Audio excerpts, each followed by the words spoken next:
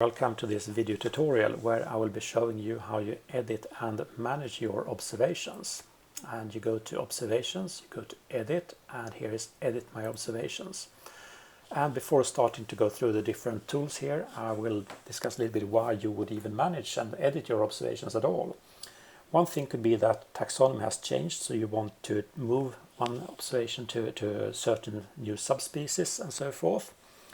It might also be that you want to add more details like a specific date, you want to add a photo, you want to move it to a geocoded location to get it on a map and so forth. It might also be that you want to correct erroneous information that has happened in the past. Or last but not least, it's also an excellent tool to review your observation of a certain species or for a certain geographical area. So let's see what you can do then. If I start off by finding all my observations for birds in Romania, I can also filter with the dates and so forth here. I click on Update Filter, and up comes all my observations from Romania.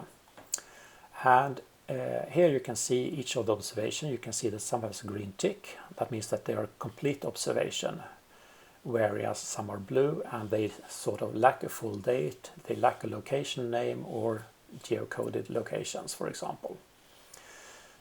So if I then take this black-headed gull, I tick this one. I can also tick several observations at the same time, or I can tick all of them. So, but let's start with this black-headed gull. It's been seen in Bucharest and it has a full date, but it doesn't have a geocoded location such as this one. So maybe that's what I want to do. Then I go to the toolbox, and here I can do a number of things. I can, for example, link it to a geocoded location. So let's try to do that. I then type in the name of the geocoded location, for example, Bucharest city area. It's a defined location in iGoTerra. And I want to replace the current location name, which was Bucharest, with the name of the above geocoded location. So I now move this observation of black-headed gull, and then it becomes like a green tick here, and it has the globe here, which means that it's geocoded. I can also add a photo if I would like to by selecting a file from my desktop, for example. I can also edit my observation directly here, and I can put in the timing, I put in quantity, gender, appearance, activity and so forth, and you will get some guidance by clicking on the white icon, what you can do. You have predefined text here. You can also put in a comment here, you can hide it from the rest of the iGoTerra community to see, and you can put as heard only, and you can put as don't count if you are not sure about the identification, or maybe it was an escaped bird or a mammal. You can also put on a personal list, for example, self-found birds in Sweden, which is unlikely as it was in Romania.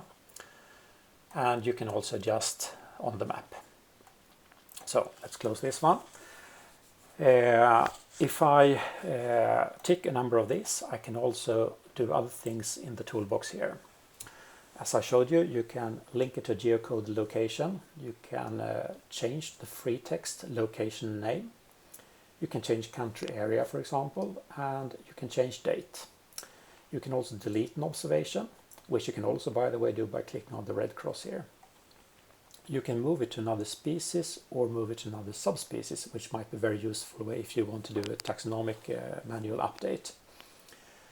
You can also, as I mentioned before, connect it to a personal list, and you can export to eBird, which might be interesting if I tick, for example, all of them.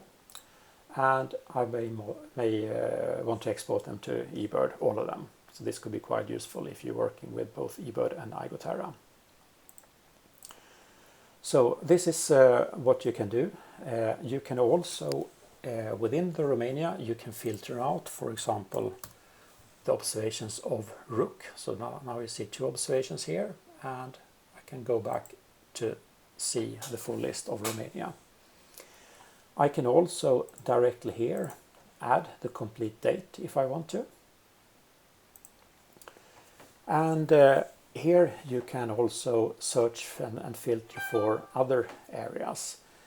In the special filters you can search for all observations with a few to date, which might have been added erroneously somehow.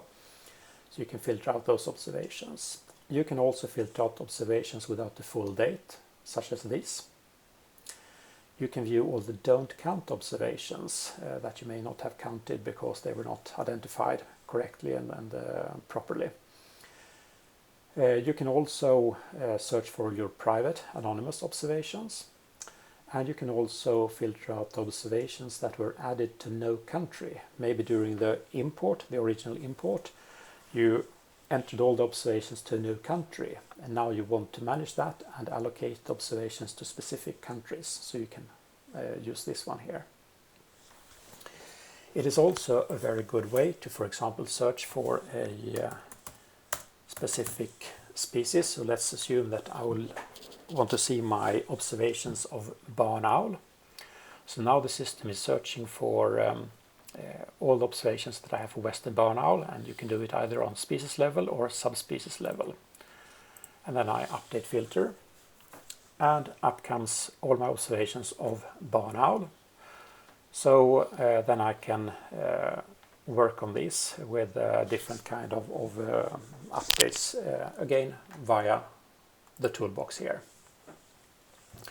So there are a number of things which you can do by working on this tool: observations, edit my observations. So thanks to this, you will be able to have your lists and observations much more accurate than you may have had before. So thank you for listening and watching.